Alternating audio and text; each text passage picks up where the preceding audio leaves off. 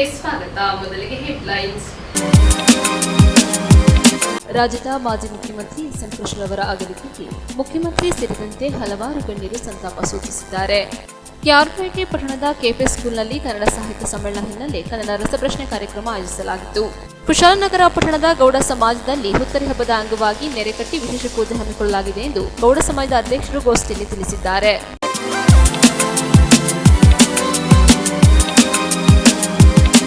ರಾಜ್ಯದ ಮಾಜಿ ಮುಖ್ಯಮಂತ್ರಿ ಎಸ್.ಎಂ. ಕೃಷ್ಣ ಇಲ್ಲಿಲ್ಲ. ರಾಜ್ಯದ ಮುಖ್ಯಮಂತ್ರಿ ಸೇರಿದಂತೆ ಗಣ್ಯರು ಸಂತಾಪ ಸೂಚಿಸಿದ್ದಾರೆ. 3 ದಿನಗಳ ಕಾಲ ಶೋಕಾಚರಣೆ ನಡೆಯಲಿದೆ. ಮಾಜಿ ಮುಖ್ಯಮಂತ್ರಿ ಹಿರಿಯ ರಾಜಕೀಯ ಮುತ್ಸದಿ ಎಸ್.ಎಂ. ಕೃಷ್ಣವರ ನಿಧನಕ್ಕೆ ಮುಖ್ಯಮಂತ್ರಿಗಳು ಸೇರಿದಂತೆ ಗಣ್ಯರು ಸಂತಾಪ ಸೂಚಿಸಿದ್ದಾರೆ. ರಾಜ್ಯ ಕಂಡ ಅತ್ಯುತ್ತಮ ಮುಖ್ಯಮಂತ್ರಿ, ಆಧುನಿಕ ಕರ್ನಾಟಕದ ಶಿಲ್ಪಿ, ಧೀಮಂತ ನಾಯಕ, ಮುತ್ಸದಿ ರಾಜಕಾರಣಿ, ಬೆಂಗಳೂರನ್ನ ಸಿಲಿಕಾನ್ ಸಿಟಿಯಾಗಿ ಪರಿವರ್ತನೆ ಮಾಡಿ ಜಾಗತಿಕ ಮಟ್ಟದಲ್ಲಿ ಕರ್ನಾಟಕಕ್ಕೆ ಮಹೋನ್ನತ ಸ್ಥಾನ ಒದಗಿಸುವಲ್ಲಿ ಎಸ್.ಎಂ. ಕೃಷ್ಣವರ ಪಾತ್ರ ಮಹತ್ತರವಾದದ್ದು. ಇಂದು ಐಟಿಬಿಟಿಯಲ್ಲಿ ಕರ್ನಾಟಕ ಮಾಡಿರುವ ಸಾಧನೆಯ ಅಡಿಪಾಯ ಎಸ್.ಎಂ. ಕೃಷ್ಣವರೆಂದು ಎಸ್.ಎಂ. ಕೃಷ್ಣರವರು ತಲಕಾವೇರಿಯ ಅಭಿವೃದ್ಧಿಗೆ ಬೃಹತ್ ಮೊತ್ತ ಬಿಡುಗಡೆ ಮಾಡಿದ್ದು ಎಸ್.ಎಂ. ಕೃಷ್ಣರವರು ಕನ್ನಡದ ಎಲ್ಲ ಕಾರ್ಯಕ್ರಮಗಳಿಗೆ ಸಹಕಾರ ನೀಡಿ ಕನ್ನಡದ ಬೆಳವಣಿಗೆಗೂ ಕೂಡ ಪಾತ್ರರಾಗಿದ್ದಾರೆ. ಅವರ ಅಗಲಿಕೆ ತುಂಬಲಾರದ ನಷ್ಟ. ಅವರ ಆತ್ಮಕ್ಕೆ ಚಿರಶಾಂತಿ ಸಿಗಲಿ ಎಂದು ರಾಜ್ಯದ ಮುಖ್ಯಮಂತ್ರಿ ಸೇರಿದಂತೆ ಗಣ್ಯರು ಸಂತಾಪ ಸೂಚಿಸಿದ್ದಾರೆ. ಇನ್ನು 3 ದಿನಗಳ ಕಾಲ ಶೋಕಾಚರಣೆ ನಡೆಯಲಿದೆ. ನ್ಯೂಸ್ ಸಂಗಮಕ್ಕಾಗಿ ಡಾಕ್ಟರ್ ಎಚ್.ಎಂ. ಕೋಟಿ, ಕುಶಾಲನಗರ ತಾಲೂಕಿನ ಪಟ್ಟಣದ ಗೌಡ ಸಮಾಜದಲ್ಲಿ ದಿನಾಂಕ 14/12/24 ಶನಿವಾರ ಹುತ್ತರಿ ಹಬ್ಬದ ಅಂಗವಾಗಿ ನೆರೆಕಟ್ಟಿ ವಿಶೇಷ ಪೂಜೆ ಹಮ್ಮಿಕೊಳ್ಳಲಾಗಿದೆ ಎಂದು ಗೌಡ ಸಮಾಜದ ಅಧ್ಯಕ್ಷರಾದ ಚಿಲನ ಗಣೇಶಪ್ರಸಾದ್ ತಿಳಿಸಿದ್ದಾರೆ.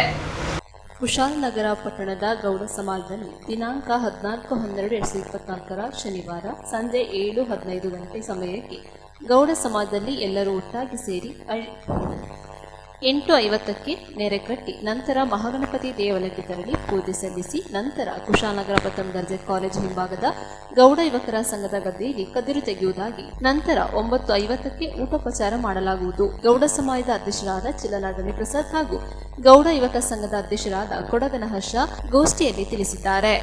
ಇದೇ ಸಂದರ್ಭ ಆಳಿತ ಮಂಡಳಿ ವರ್ಗದವರು ಉಪಸ್ಥಿತರಿದ್ದರು. 8:50ಕ್ಕೆ ಕದಿರನ್ನು ತೆಗಿತೀವಿ. ಅದನಂತರ ನಾವು 9:50ಕ್ಕೆ ಪ್ರಸಾದ ಸ್ವೀಕರಿಸುವಂಥ ಊಟ ಉಪಚಾರ ಮಾಡುವಂಥ ಸಮಯ. ನಾವು ಪ್ರಥಮವಾಗಿ 6:30 ಗಂಟೆಗೆ ಪ್ರಸಾದವನ್ನು ನಮ್ಮ ಗೌಡ ಮಹಿಳಾ ಸ್ವಸಹಾಯ ಸಂಘದವರು ಹಾಗೂ ಪದ್ಮಾವತಿ ಮಹಿಳಾ ಒಕ್ಕೂಟದವರು ಸೇರಿ ನಮ್ಮ ಸಮಾಜದ ವತಿಯಿಂದಲೂ ಪ್ರಸಾದವನ್ನು ಪ್ರತಿ ವರ್ಷದಂತೆ ನಾವು ವ್ಯವಸ್ಥೆ ಮಾಡಿರ್ತೀವಿ ಬಂದ ಎಲ್ಲ ಅತಿಥಿಯವರಿಗೆ. ಅದೇ ರೀತಿ ನಾವು 7:50ಕ್ಕೆ ನೆರೆಕಟ್ಟಿ ಗಣಪತಿ ದೇವಸ್ಥಾನದವರೆಗೆ ಮೆರವಣಿಗೆಯಲ್ಲಿ ತೆರಳಿ ಅಲ್ಲಿಂದ ಅವರವರ ಸ್ವಂತ ವಾಹನದಲ್ಲಿ ನಾವು ಕದಿರು ತೆಗೆಯುವಂಥ ಜಾಗಕ್ಕೆ ತೆರಳ್ತೀವಿ. ಸೊ ಇದಿಷ್ಟು ನಮ್ಮ ಅವತ್ತಿನ ಕಾರ್ಯಕ್ರಮಗಳು. ಎಲ್ಲರೂ ಕೂಡ ಈ ನಮ್ಮ ಹುತ್ತರಿ ಹಬ್ಬಕ್ಕೆ ಆಗಮಿಸಿ ಸಾರ್ವಜನಿಕರು ಕೂಡ ಎಲ್ಲರೂ ಕೂಡ ನಾವು ಕದಿರನ್ನು ಅದೇ ಜಾಗದಲ್ಲಿ ವಿತರಿಸ್ತೀವಿ. ಯಾವುದೇ ಕಾರಣಕ್ಕೂ ಸಮಾಜದಲ್ಲಿ ವಿತರಿಸೋದಿಲ್ಲ. ಎಲ್ಲರೂ ಕೂಡ ಬಂದು ಈ ಧಾನ್ಯಲಕ್ಷ್ಮಿಯನ್ನು ಮನೆ ಸೇರಿಸಿಕೊಂಡು ಹಬ್ಬವನ್ನು ವಿಜೃಂಭಣೆಯಿಂದ ಆಚರಿಸಬೇಕೆಂದು ನಾನು ಎಲ್ಲರಿಗೂ ಕೇಳ್ತೀನಿ. ಎರಡನೇದಾಗಿ ನ್ಯೂಸ್ ಸಂಗಮಕ್ಕಾಗಿ ಡಾಕ್ಟರ್ ಎಚ್.ಎಂ. ಕೋಟಿ, ಕುಶಾಲನಗರ. ಸಿದ್ದಾಪುರ ಸಮೀಪದ ಮಾಲ್ದಾರೆ ಗ್ರಾಮ ಪಂಚಾಯಿತಿ ವ್ಯಾಪ್ತಿಯ ತೋಬನಕೊಲ್ಲಿ ಗ್ರಾಮದಲ್ಲಿ ಜಿಲ್ಲಾ ಮಟ್ಟದ ಗ್ರಾಮಾಂತರ ವಾಲಿಬಾಲ್ ಪಂದ್ಯಾವಳಿ ಹಮ್ಮಿಕೊಳ್ಳಲಾಗಿತ್ತು. ಮಾಲ್ದಾರೆ ಗ್ರಾಮ ಪಂಚಾಯಿತಿ ವ್ಯಾಪ್ತಿಯ ತೋಬನಕೊಲ್ಲಿಯ ಕೆ.ಕೆ. ರ್ಯಾಂಬೋ ಚೌಡೇಶ್ವರಿ ಯುವಕ ಸಂಘದ ವತಿಯಿಂದ ತೋಬನಕೊಲ್ಲಿಯಲ್ಲಿ ಆಯೋಜಿಸಲಾಗಿದ್ದ ಜಿಲ್ಲಾ ಮಟ್ಟದ ಗ್ರಾಮಾಂತರ ವಾಲಿಬಾಲ್ ಪಂದ್ಯಾವಳಿಗೆ ಮಾಜಿ ಜಿಲ್ಲಾ ಪಂಚಾಯಿತಿ ಸದಸ್ಯರಾದ ಮುಖಂಡ ವಿಜು ಸುಬ್ರಹ್ಮಣ್ಯ ಚಾಲನೆ ನೀಡಿದರು.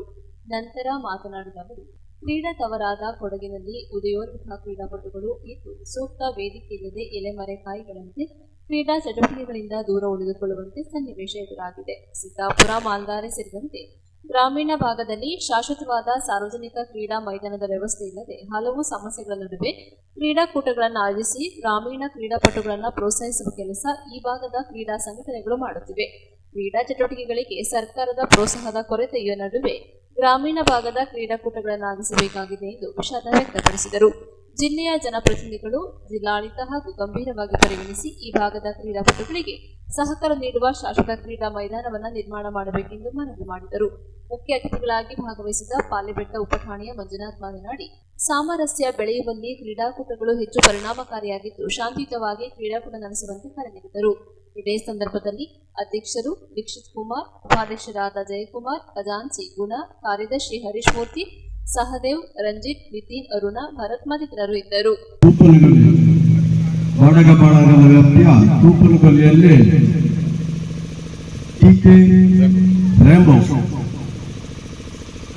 ಈ ಒಂದು ಸಂಸ್ಥೆಯ ವತಿಯಿಂದ 2ನೇ ವರ್ಷದ ಅದ್ದೂರಿಯ ವಾಲಿಬಾಲ್ ಪಂದ್ಯಾಟದ ಇಂದಿನ ಕಾರ್ಯಕ್ರಮದ ಅಧ್ಯಕ್ಷ ಸ್ಥಾನವನ್ನು ವಹಿಸಿಕೊಂಡಂತ ಕುಮಾರ್ ರಾವ್ ಹಾಗೆ ಈ ಟಿಕೆ ರ್ಯಾಂಬೋ ಈ ಒಂದು ತಂಡದ ಕಾರ್ಯದರ್ಶಿಯಾದ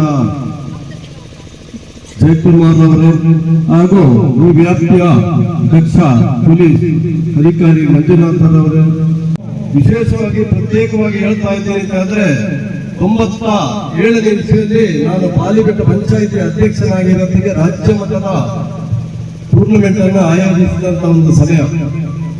ಆ ಒಂದು ಕಾರ್ಯಕ್ರಮಕ್ಕೆ ದಕ್ಷಿಣ ಭಾರತದಾದ್ಯಂತ ಬಹುತೇಕ ಉತ್ತಮ ಕ್ರೀಡಾಪಟುಗಳು ಆಗಮಿಸಿದ್ದರು. ಅದರ ಪ್ರತಿಫಲವಾಗಿ ಅಂದಿನ ಯುವ ಪ್ರತಿಭೆಗಳು ಒಂದು ದಿಟ್ಟ ಹೆಜ್ಜೆಯನ್ನಿಟ್ಟು ವಾಲಿಬಾಲ್ ಅನ್ನು ಗ್ರಾಮೀಣ ಪ್ರದೇಶದಲ್ಲಿ ಬೆಳೆಸುತ್ತಾ ಬಂದಿದ್ದಾರೆ. ಅದೇ ರೀತಿ ತೂಪನಕೊಲ್ಲಿಯಲ್ಲಿ ಹಲವಾರು ಇಚ್ಛಾಶಕ್ತಿಯ ಯುವಕರ ಒಂದು ಗುಂಪು ಈ ಒಂದು ವಾಲಿಬಾಲ್ ಅನ್ನು ದಿನ ಕರಗತವಾಗಿ ಪ್ರಾಕ್ಟೀಸ್ ಮಾಡಿ ಜಿಲ್ಲಾ ಮಟ್ಟದಲ್ಲಿ ಕೂಡ ಅವರು ಪಾರ್ಟಿಸಿಪೇಟ್ ಮಾಡಿದ್ದಾರೆ. ಈ ಒಂದು ಸಂದರ್ಭದಲ್ಲಿ ನಾನು ಅವರಿಗೆ ಅಭಿನಂದನೆಯನ್ನು ಸಲ್ಲಿಸುತ್ತೇನೆ. ಅದೇ ರೀತಿ ಕ್ರೀಡೆಯಲ್ಲಿ ಗೆಲುವು ಸೋಲು ಸಹಜ. ಸೋಲನ್ನು ಗೆಲುವಾಗಿ ಸ್ವೀಕರಿಸಿ ಮುಂದಿನ ದಿನಗಳಲ್ಲಿ ಗೆದ್ದು ಆ ಕ್ರೀಡೆಯ ನಿಜವಾದ ಸಾಮರ್ಥ್ಯವನ್ನು ಪ್ರದರ್ಶಿಸಬೇಕು ಅಂತ ಹೇಳಿ ಕ್ರೀಡಾಪಟುಗಳಿಗೆ ನಾನೊಂದು ಕಿವಿ ಮಾತನ್ನು ಹೇಳ್ತೀನಿ. ಅದೇ ರೀತಿ ನಾನು ಹೆಚ್ಚಾಗಿ ಮಾತನಾಡಲು ಬಯಸುವುದಿಲ್ಲ. ಈ ಗ್ರಾಮೀಣ ವಿಭಾಗದಲ್ಲಿ ಕೊಡಗು ಜಿಲ್ಲೆಯಾದ್ಯಂತ ಉತ್ತಮ ಮೈದಾನದ ವ್ಯವಸ್ಥೆ ಇಲ್ಲದೋ ಒಂದು ಕಂಡು ಬರ್ತಾ ಇದೆ. ಕ್ರೀಡಾ ಇಲಾಖೆ, ಸರ್ಕಾರ ಈ ಒಂದು ಹೋಬಳಿ ಮಟ್ಟದಲ್ಲಿ ದೊಡ್ಡ ಒಂದು ಮೈದಾನವನ್ನು ಆಯೋಜಿಸಿ ಕೊಡಗಿನ ಬಹುತೇಕ ಕುಗ್ರಾಮದಲ್ಲಿರುವಂತಹ ಕ್ರೀಡಾಪಟುಗಳು ಅವರಿಗೆ ಉತ್ತೇಜನ ಕೊಡುವ ಸಲುವಾಗಿ ಎಲ್ಲ ವ್ಯವಸ್ಥಿತವಾದ ಫುಟ್ಬಾಲ್ ಇರಬಹುದು, ಹಾಕಿ ಇರಬಹುದು, ರಾಜ್ಯ ಮಟ್ಟದಲ್ಲೂ ಅಂತಾರಾಷ್ಟ್ರೀಯ ಮಟ್ಟದಲ್ಲೂ ಕೊಡಗಿನ ಅನೇಕ ಕ್ರೀಡಾಪಟುಗಳಿದ್ದಾರೆ. ಹಾಗೆ ಅದೇ ನಿಜವಾಗ್ಲೂ ತಿಳಿಸಿದಾಗೆ ಕುಗ್ರಾಮದಲ್ಲಿ ಕೂಡ ಅವರಿಗೆ ಕಡಿಮೆ ಇರುವಂತಹ ಕ್ರೀಡಾಪಟುಗಳಿದ್ದಾರೆ. ಅವರು ತಮ್ಮ ಕ್ರೀಡೆಯೊಂದಿಗೆ ವಿದ್ಯಾಭ್ಯಾಸವನ್ನು ಮುಂದುವರಿಸಿಕೊಂಡು ತಮ್ಮ ಜೀವನವನ್ನು ಸರಿಪಡಿಸಿಕೊಂಡಿದ್ದೇವೆ ಅಂತ ನಾನು ಉಲ್ಲೇಖ ಮಾಡಲು ನಮಿಸ್ತೇನೆ. ನ್ಯೂಸ್ ಸಂಗಮಕ್ಕಾಗಿ doctor H M Raghukoti, Kushalnagar. ಕ್ಯಾರ್ಪೇಟೆ ಪಟ್ಟಣದ ಕೆಪಿ ಸ್ಕೂಲ್ನಲ್ಲಿ ಕನ್ನಡ ಸಾಹಿತ್ಯ ಸಮ್ಮೇಳನ ಇರುವ ಹಿನ್ನೆಲೆ ಕನ್ನಡ ರಸಪ್ರಶ್ನೆ ಕಾರ್ಯಕ್ರಮ ಆಯೋಜಿಸಲಾಗಿತ್ತು. ಮಂಡ್ಯ ನಗರದಲ್ಲಿ ಇದೇ ತಿಂಗಳು 20, 21 ಹಾಗೂ 22ರಂದು ಅಖಿಲ ಭಾರತ 87ನೇ ಕನ್ನಡ ಸಾಹಿತ್ಯ ಸಮ್ಮೇಳನ ನಡೆಯುತ್ತಿರುವ ಹಿನ್ನೆಲೆಯಲ್ಲಿ ಪ್ರೌಢಶಾಲಾ ವ್ಯಾಪ್ತಿಯ ವಿದ್ಯಾರ್ಥಿಗಳಿಗೆ ಆಯೋಜಿಸಿದ್ದ ರಸಪ್ರಶ್ನೆ ಕಾರ್ಯಕ್ರಮಕ್ಕೆ ಕ್ಷೇತ್ರ ಶಿಕ್ಷಣಾಧಿಕಾರಿ ತಿಮ್ಮೇಗೌಡ ಚಾಲನೆ ನೀಡಿದರು. ಕ್ಯಾರ್ಪೇಟೆ ಪಟ್ಟಣದ ಕೆಪಿಎಸ್ ಸ್ಕೂಲ್ನಲ್ಲಿ ನಡೆದ ಸರಳ ಸಮಾರಂಭದಲ್ಲಿ ಕ್ಷೇತ್ರ ಶಿಕ್ಷಣಾಧಿಕಾರಿ ತಿಮ್ಮೇಗೌಡ ಶಿಕ್ಷಕರಿಗೆ ಪ್ರಶ್ನೆ ಪತ್ರಿಕೆಗಳನ್ನು ಶಿಕ್ಷಕರಿಗೆ ಹಸ್ತಾಂತರಿಸಿ ವಿದ್ಯಾರ್ಥಿಗಳನ್ನು ಉದ್ದೇಶಿಸಿ ಮಾತನಾಡಿದ ಬಿಇಒ ತಿಮ್ಮೇಗೌಡ, ಕನ್ನಡ ನಾಡು, ನುಡಿ, ಸಾಹಿತ್ಯ, ರಾಜಕೀಯ, ಸಾಮಾಜಿಕ, ಶೈಕ್ಷಣಿಕ ಸೇರಿದಂತೆ ಪ್ರಶ್ನೆ ಪತ್ರಿಕೆಗಳನ್ನು ಸಿದ್ಧಪಡಿಸಲಾಗಿದೆ. ಸರಳವಾದ ಪ್ರಶ್ನೆಗೆ ಸರಿಯಾದ ಉತ್ತರ ನೀಡಿ ಹೆಚ್ಚು ಅಂಕ ಗಳಿಸಿದ 3 ಹಾಗೂ ಸಮಾಧಾನಕರ ಅಂಕ ಪಡೆದ 2 ವಿದ್ಯಾರ್ಥಿಗಳನ್ನು ಸಾಹಿತ್ಯ ಸಮ್ಮೇಳನದ ವೇದಿಕೆಯಲ್ಲಿ ನಗದು ಬಹುಮಾನ, ಸ್ಮರಣಿಕೆ ಹಾಗೂ ಪ್ರಶಸ್ತಿ ಪತ್ರ ನೀಡಿ ಗೌರವಿಸಲಾಗುವುದು. ಆದ್ದರಿಂದ ವಿದ್ಯಾರ್ಥಿಗಳು ಯೋಚಿಸಿ ಆಲೋಚಿಸಿ ಸರಿಯಾದ ಉತ್ತರ ನೀಡಿ ಬಹುಮಾನ ಗೆಲ್ಲಬೇಕೆಂದು ಮನವಿ ಮಾಡಿದರು. ಕ್ಯಾರ್ಪೇಟೆ ತಾಲೂಕು ಕನ್ನಡ ಸಾಹಿತ್ಯ ಪರಿಷತ್ ಅಧ್ಯಕ್ಷರಾದ ಪೂರ್ಣಚಂದ್ರ ತೇಜಸ್ವಿ, ಕ್ಷೇತ್ರ ಸಮನ್ವಯ ಅಧಿಕಾರಿ ಮಂಜುನಾಥ್, ಕೆಪಿಎಸ್ ಸ್ಕೂಲ್ ಮುಖ್ಯ ಶಿಕ್ಷಕರಾದ ರಾಘವೇಂದ್ರ ಕಾರ್ಯಕ್ರಮದಲ್ಲಿ ಮಾತನಾಡಿದರು. ತಾಲೂಕು ಕನ್ನಡ ಸಾಹಿತ್ಯ ಪರಿಷತ್ ಮಾಜಿ ಅಧ್ಯಕ್ಷರಾದ ಕೆಆರ್ ನೀಲಕಂಠ, ಪದಾಧಿಕಾರಿಗಳಾದ ತಿಪ್ಪೇಗೌಡ, ಶಾರಹಳ್ಳಿ ಗೋವಿಂದರಾಜು, ಇಸಿಒ ಕೃಷ್ಣನಾಯಕ, ಶಿಕ್ಷಕ ನಂದಪ್ಪ ಕಾರ್ಯಕ್ರಮದಲ್ಲಿ ಭಾಗವಹಿಸಿದ್ದರು. ಸಾಹಿತ್ಯ ಪರಿಷತ್ತಿನ ಅಂಗವಾಗಿ 87 ರಸಪ್ರಶ್ನೆಗಳನ್ನ ಕ್ವಿಜ್ ಅಂದ್ರೆ ಬರವಣಿಗೆಯ ರೂಪದ ಕ್ವಿಜ್ ಅನ್ನು ಇವತ್ತು ಏಕಕಾಲದಲ್ಲಿ ಮಾಡ್ತಾ ಇದ್ದಾರೆ. ಅದರ ಪ್ರಯುಕ್ತ ಇಲ್ಲಿ ಮಂಡ್ಯ ಜಿಲ್ಲೆಯಲ್ಲಿ ಜಿಲ್ಲಾಧಿಕಾರಿಗಳಿಗೆ 11 ಕಾಲಿಗೆ ಪ್ರಶ್ನೆ ಪತ್ರಿಕೆಯನ್ನು ಉದ್ಘಾಟನೆ ಮಾಡ್ತಾ ಇದ್ದಾರೆ. ಅದೇ ರೀತಿ ಎಲ್ಲಾ ತಾಲೂಕು ಹಂತಗಳಲ್ಲಿ ಕ್ಷೇತ್ರ ಶಿಕ್ಷಣಾಧಿಕಾರಿಗಳ ನೇತೃತ್ವದಲ್ಲಿ ಈ ಪ್ರಶ್ನೆ ಪತ್ರಿಕೆಯನ್ನು ಉದ್ಘಾಟನೆ ಮಾಡ್ತಾ ಇದ್ದೀವಿ. ಅದೇ ರೀತಿ ನಮ್ಮ ಕೃಷ್ಣರಾಜಪೇಟೆ ತಾಲೂಕಿನ ಪ್ರಶ್ನೆ ಪತ್ರಿಕೆಗಳನ್ನ ಈ ಕೆಪಿಎಸ್ ಶಾಲೆಯಲ್ಲಿ ಉದ್ಘಾಟನೆ ಮಾಡ್ತಾ ಇದ್ದೀವಿ. ತಮ್ಗೆಲ್ಲರಿಗೂ ಕೂಡ ಪ್ರಶ್ನೆ ಪತ್ರಿಕೆಗಳನ್ನ ಕೊಡ್ತಾರೆ. ಅಖಿಲ ಭಾರತ ಕನ್ನಡ ಸಾಹಿತ್ಯ ಸಮ್ಮೇಳನ ನಡೀತಾ ಇರೋ ಅಂಗವಾಗಿ ತಮ್ಮೆಲ್ಲರೂ ಕೂಡ ರಸಪ್ರಶ್ನೆ ಸ್ಪರ್ಧೆ ಲಿಖಿತ ಪರೀಕ್ಷೆ ಮುಖಾಂತರ ನಡೀತದೆ. ಪ್ರತಿ ತರಗತಿಗೆ ಒಬ್ಬೊಬ್ರು ಅತಿ ಹೆಚ್ಚು ಅಂಕ ಗಳಿಸಿದಂತ ವಿದ್ಯಾರ್ಥಿಗಳನ್ನ ಆಯ್ಕೆ ಮಾಡಿ ತಾಲೂಕು ಹಂತಕ್ಕೆ ತಮ್ಮ ಶಿಕ್ಷಕರು ಕಳಿಸ್ಕೊಡ್ತಾರೆ. ತಾಲೂಕು ಹಂತದಲ್ಲಿ ಆಯ್ಕೆ ಆದಂತಲ್ಲಿ ಆದ್ಮೇಲೆ ಮತ್ತೆ ತಾಲೂಕು ಮಟ್ಟದ ರಸಪ್ರಶ್ನೆ ಸ್ಪರ್ಧೆ ಮತ್ತೊಂದು ದಿನ ಎಲ್ಲ ಪ್ರೌಢಶಾಲೆ ವಿದ್ಯಾರ್ಥಿಗಳು ಯಾರು ತಾಲೂಕು ಮಟ್ಟಕ್ಕೆ ಆಯ್ಕೆ ಆಗಿರ್ತಾರೆ ಅವರಿಗೆ ಮತ್ತೊಂದು ಲಿಖಿತ ರೂಪದ ಪರೀಕ್ಷಾ ಸ್ಪರ್ಧೆ ನಡೆಯುತ್ತೆ, ರಸಪ್ರಶ್ನೆ ಸ್ಪರ್ಧೆ ನಡೆಯುತ್ತೆ. ನಂತರ ತಾಲೂಕು ಮಟ್ಟದಲ್ಲೂ ಕೂಡ ಅತಿ ಹೆಚ್ಚು ಅಂಕ ಗಳಿಸಿದಂತ 3 ಜನ ವಿದ್ಯಾರ್ಥಿಗಳನ್ನ ಆಯ್ಕೆ ಮಾಡಿ ಜಿಲ್ಲಾ ಹಂತಕ್ಕೆ ಕಳಿಸಲಾಗ್ತದೆ. ಜಿಲ್ಲೆಗಳಿಂದ 24 ವಿದ್ಯಾರ್ಥಿಗಳಿಗೆ ಜಿಲ್ಲಾ ಮಟ್ಟದ ಲಿಖಿತ ರೂಪದ ರಸಪ್ರಶ್ನೆ ಸ್ಪರ್ಧೆ ನಡೆಯುತ್ತೆ. ಅಲ್ಲೂ ಕೂಡ 3 ಜನ ಅತಿ ಹೆಚ್ಚು ಅಂಕ ಗಳಿಸಿದವ್ರಿಗೆ ಮತ್ತು ಇನ್ನಿಬ್ಬರಿಗೆ ಸಮಾಧಾನಕರ ಬಹುಮಾನ, ಒಟ್ಟು 5 ವಿದ್ಯಾರ್ಥಿಗಳು. 3 ಜನ ಯಾರು ಜಿಲ್ಲಾ ಹಂತದಲ್ಲಿ ಆಯ್ಕೆ ಆಗ್ತಾರೆ ಅವ್ರಿಗೆ ನಗದು ಬಹುಮಾನ ಮತ್ತು ಪಾರಿತೋಷಕ ಹಾಗೂ ಇಬ್ಬರಿಗೆ ಸಮಾಧಾನಕರ ಬಹುಮಾನವನ್ನ, ಒಟ್ಟು 5 ಜನ ವಿದ್ಯಾರ್ಥಿಗಳಿಗೆ ನಮ್ಮ ಅಖಿಲ ಭಾರತ ಕನ್ನಡ ಸಾಹಿತ್ಯ ಸಮ್ಮೇಳನದ ಪ್ರಧಾನ ವೇದಿಕೆಯಲ್ಲಿ ಸನ್ಮಾನ ಮಾಡೋದ್ರ ಮುಖಾಂತರ ಈ ಕಾರ್ಯಕ್ರಮ ಆಯೋಜನೆ ಮಾಡಲಾಗಿದೆ. ಈ ದಿನ ಈ ಕಾರ್ಯಕ್ರಮಕ್ಕೆ ಮಾನ್ಯ ಜಿಲ್ಲಾಧಿಕಾರಿಗಳು ಮಂಡ್ಯದಲ್ಲಿ ಚಾಲನೆಯನ್ನು ಕೊಡ್ತಾ ಇದ್ದಾರೆ. ಅದರಿಂದಾಗಿ ನಮ್ಮ ತಾಲೂಕು ಕೃಷ್ಣರಾಜಪೇಟೆ ತಾಲೂಕು ಕನ್ನಡ ಸಾಹಿತ್ಯ ಪರಿಷತ್ ಘಟಕದ ವತಿಯಿಂದ ಮತ್ತು ಕ್ಷೇತ್ರ ಶಿಕ್ಷಣಾಧಿಕಾರಿಗಳ ಒಂದು ಸಾರಥ್ಯದಲ್ಲಿ ಇವತ್ತು ನಮ್ಮ ತಾಲೂಕಿನ ಎಲ್ಲ ಪ್ರೌಢಶಾಲೆಗಳಲ್ಲೂ ಕೂಡ ಈ ಲಿಖಿತ ರೂಪದ ರಸಪ್ರಶ್ನೆ ಸ್ಪರ್ಧೆ ಕಾರ್ಯಕ್ರಮ ಏರ್ಪಾಟಾಗಿದೆ.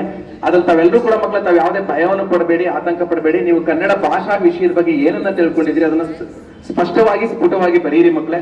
ಬರೆದ ನಂತರ ನಿಮ್ಗೆ ನಿಮ್ಮ ಶಿಕ್ಷಕ ಬಂಧುಗಳು ಅದನ್ನ ಮೌಲ್ಯಮಾಪನ ಮಾಡಿ ಮತ್ತೆ ಉತ್ತರ ಪತ್ರಿಕೆಯನ್ನ ನಿಮ್ಗೆ ಕೊಡ್ತಾರೆ. ನೀವು ಯಾವ ರೀತಿ ಬರ್ತಿದ್ರಿ, ಎಷ್ಟು ಮಾರ್ಕ್ಸ್ ತಗೊಂಡಿದ್ರಿ ಅದೆಲ್ಲ ನಿಮ್ಗೆ ಗೊತ್ತಾಗ್ತದೆ ಮಕ್ಕಳೇ. ನಿಮಗೆ ವಾಪಸ್ ನಿಮ್ಗೆ ಉತ್ತರ ಪತ್ರಿಕೆಯನ್ನು ಕೊಡ್ತಾರೆ.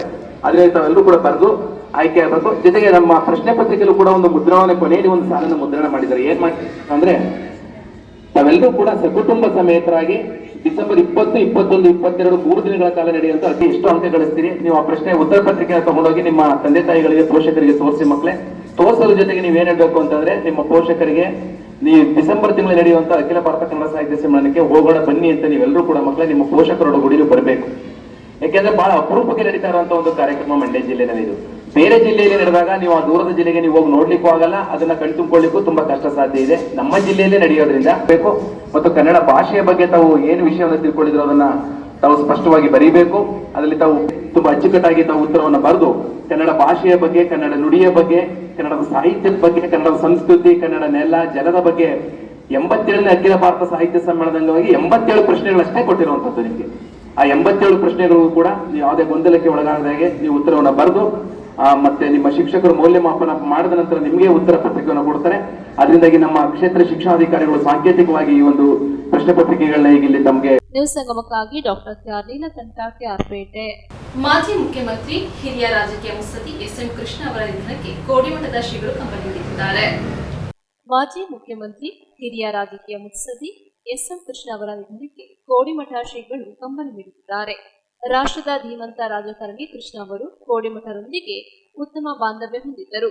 ಕನ್ನಡದ ವರನಟ ಡಾಕ್ಟರ್ ರಾಜ್ಕುಮಾರ್ ಅವರನ್ನ ಕಾಡುಗಳ್ಳ ವೀರಪ್ಪನ್ ಅಪಹರಣ ಮಾಡಿದ ಸಂದರ್ಭದಲ್ಲಿ ಪ್ರಕರಣವನ್ನ ಸವಾಲಾಗಿ ಸ್ವೀಕರಿಸಿ ರಾಜ್ಕುಮಾರ್ ಅವರನ್ನ ವೀರಪ್ಪನಿಂದ ಬಿಡಿಸಿ ಪ್ರಕರಣ ಸಂಖ್ಯಾತಗೊಳಿಸಿದ್ದರು. ಪ್ರಕರಣವನ್ನ ಸುಖಾಂತಿಗೊಳಿಸಿದ್ದರು.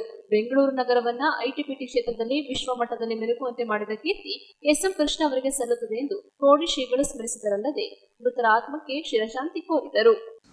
ಮಾಜಿ ಮುಖ್ಯಮಂತ್ರಿಗಳು, ರಾಷ್ಟ್ರದ ನಾಯಕರು, ಅನೇಕ ಸಂಘ ಸಂಸ್ಥೆಗಳಲ್ಲಿ ದುಡಿದವರು, ಜನಹಿತ ರಾಷ್ಟ್ರಪ್ರತಕ್ಕಂಥ ಎಸ್.ಎಂ. ಕೃಷ್ಣವರ ನಿಧನ ತುಂಬಲಾರದ ನಷ್ಟ. ಯಾಕೆಂದರೆ ನಾನು ಬೆಂಗಳೂರಿನಲ್ಲಿ ಓದ್ತಾ ಇದ್ದಾಗ ಅವರಲ್ಲಿ ಲೆಕ್ಚರ್ ಆಗಿದ್ದರು. ಅವರು ಲಾ ಕಾಲೇಜಿನಲ್ಲಿ ಮತ್ತು ಅನೇಕ ಸಾರಿ ಇಲ್ಲಿಗೆ 2-3 ಸತಿ ಬಂದಿದ್ದರು. ಉಪಮುಖ್ಯಮಂತ್ರಿ ಇದ್ದಾಗಲೂ ಬಂದಿದ್ದರು. ನೀವು ಮುಖ್ಯಮಂತ್ರಿ ಆಗ್ತೀಯ ಅಂತ ಹೇಳಿದ್ವಿ, ಆವಾಗಲೂ ಬಂದಿದ್ದರು. ರಾಜಕುಮಾರ್ ಅಪಹರಣ ಆದಾಗ ಕೆ.ಎಚ್. ಪಾಟೀಲ್ ಮಂತ್ರಿಗಳಿದ್ದಲ್ಲ, ಅವರು ಎಸ್.ಎಂ. ಕೃಷ್ಣ ಮನೆಗೆ ನಮ್ಮನ್ನು ಕರ್ಕೊಂಡೋಗಿದ್ದರು. ಭಾಳ ಚಿಂತಾಕ್ರಾಂತ ಇದ್ದರು, ಗಂಡ ಹೆಂಡತಿ ಇಬ್ಬರು. ಆನಂತರ ಬರ್ತಾರೆ 100 ಎಡ್ಸಿದ ನಂತರ ಏನು ಭಯವಿಲ್ಲ ಅಂತ ಹೇಳಿದ್ವಿ. ಹೀಗಾಗಿ ಅವರಿಗೂ ನಮಗೂ ಒಂದು ನಿಕಟವಾದ ಪ್ರೀತಿ ವಾತ್ಸಲ್ಯ ಇತ್ತು. ಒಂದು ಬಾಂಬೆಯಲ್ಲಿ ಗವರ್ನರ್ ಇದ್ದಾಗ ನಾವು ಯಾತ್ಕ ಹೋದಾಗ ನಮ್ಮನ್ನು ಅವರೇ ಫೋನ್ ಮಾಡಿ ಕರೆಸ್ಕೊಂಡಿದ್ರು, ಬಹಳ ಮಾಡಿದ್ರು. ಅಂತಹ ಒಬ್ಬ ವ್ಯಕ್ತಿ ನಿಧನ ಆಗಿರುವುದು ಒಂದು ಸರ್ವ ಸಮಾಜದ ಕುಲಕ್ಕೂ ನಷ್ಟ. ರಾಷ್ಟ್ರಪ್ರೇಮಿಗಳು ಇವತ್ತು ಸರ್ಕಾರ ಏನಾದರೂ ಆರ್ಥಿಕ ಅವಲಂಬನೆ ಹೆಚ್ಚು ಮಾಡಿಕೊಂಡಿದೆ ಅಂದರೆ ಅದಕ್ಕೆ ಎಸ್ ಎಂ ಕೃಷ್ಣ ಅವರ ದೂರದೃಷ್ಟಿಯೇ ಕಾರಣ ಅನ್ನೋ ಮಾತು ಹೇಳ್ತಾ ಅವರಿಗೆ ಚಿರಶಾಂತ ದೊರೆಯಲಿ ಅಂತ ಹೃದಯಾರೆ ಭಗವಂತನನ್ನು ಪ್ರಾರ್ಥಿಸ್ತೀವಿ. ನ್ಯೂಸ್ ಸಂಗಮಕ್ಕಾಗಿ doctor K R Neelakantha, KR Pete. ಕೊನೆಯಲ್ಲಿ ಮತ್ತೊಮ್ಮೆ ಹೆಡ್ಲೈನ್ಸ್. ರಾಜ್ಯದ ಮಾಜಿ ಮುಖ್ಯಮಂತ್ರಿ ಎಸ್ ಎಂ ಕೃಷ್ಣರವರ ಅಗಲಿಕೆಗೆ ಮುಖ್ಯಮಂತ್ರಿ ಸೇರಿದಂತೆ ಹಲವಾರು ಗಣ್ಯರು ಸಂತಾಪ ಸೂಚಿಸಿದ್ದಾರೆ. ಕೆಆರ್ಪೇಟೆ ಪಟ್ಟಣದ ಕೆಫೆ ಸ್ಕೂಲ್ನಲ್ಲಿ ಕನ್ನಡ ಸಾಹಿತ್ಯ ಸಮ್ಮೇಳನ ಹಿನ್ನೆಲೆ ಕನ್ನಡ ರಸಪ್ರಶ್ನೆ ಕಾರ್ಯಕ್ರಮ ಆಯೋಜಿಸಲಾಗಿತ್ತು. ಕುಶಾಲನಗರ ಪಟ್ಟಣದ ಗೌಡ ಸಮಾಜದಲ್ಲಿ ಹುತ್ತರಿ ಹಬ್ಬದ ಅಂಗವಾಗಿ ನೆರೆಕಟ್ಟಿ ವಿಶೇಷ ಪೂಜೆ ಹಮ್ಮಿಕೊಳ್ಳಲಾಗಿದೆ ಎಂದು ಗೌಡ ಸಮಾಜದ ಅಧ್ಯಕ್ಷರು ಗೋಷ್ಠಿಯಲ್ಲಿ ತಿಳಿಸಿದ್ದಾರೆ.